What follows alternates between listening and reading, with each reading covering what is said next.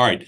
The case of Kilmore Abrego Garcia, I see three big areas of uncertainty. First of all, I still don't really know the facts about his status and his record and the case against it. I wish someone would do a definitive explanation of it because I still don't understand it. Second, we don't know what the courts are going to decide. Again, there's a hearing in Ford today.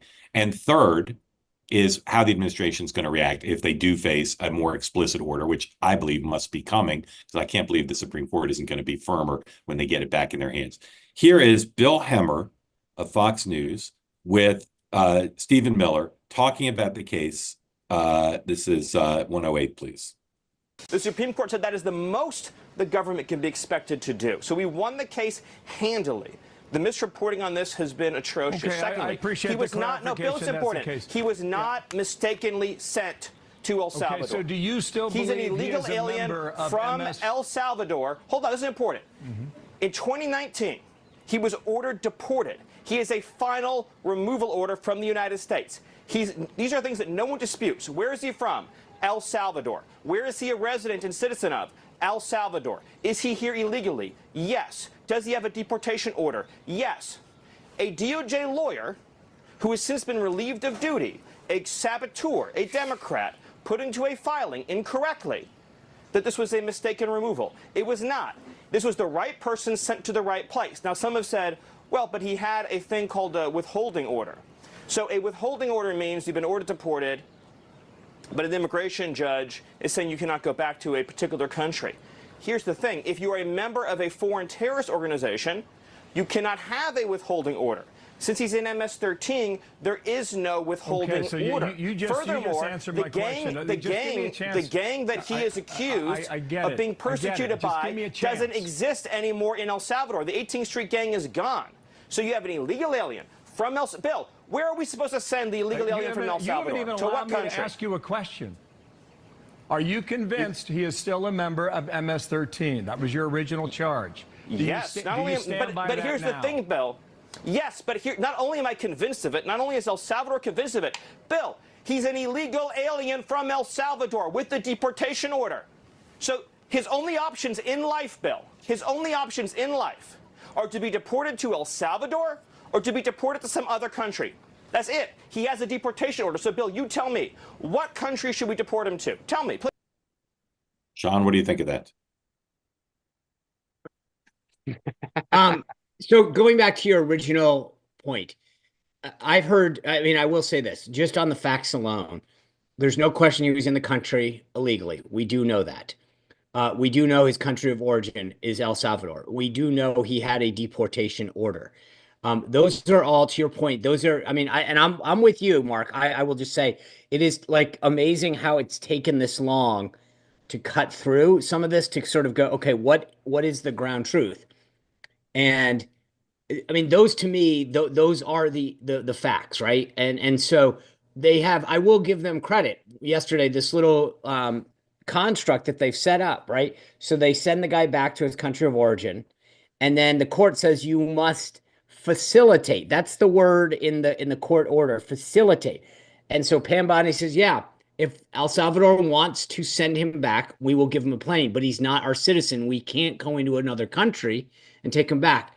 So I will say, I give them credit for creating the construct, which is you cannot go into another country and take another country's citizen and yank them. That's right. I think we can, again, that's a fact. Like you can't just go into a country and decide you want someone back. So they have sort of, they have created, you know, again, give them a little bit of creativity credit here, scenario where they sent the guy back to his country of origin because there was a court order that said he could, you know, was to be deported. And then the judge says, well, you got to facilitate him to come back for a hearing. And they say, great, we'll give him a plane if the country of origin, El Salvador, will send him back. And then the president of El Salvador says, why I can't send a citizen of my country back to you. So, you know, I will say you got to give them a little bit of credit. I mean, for all the talk about did they think this through on the tariffs, they definitely thought it through on this one. Dan.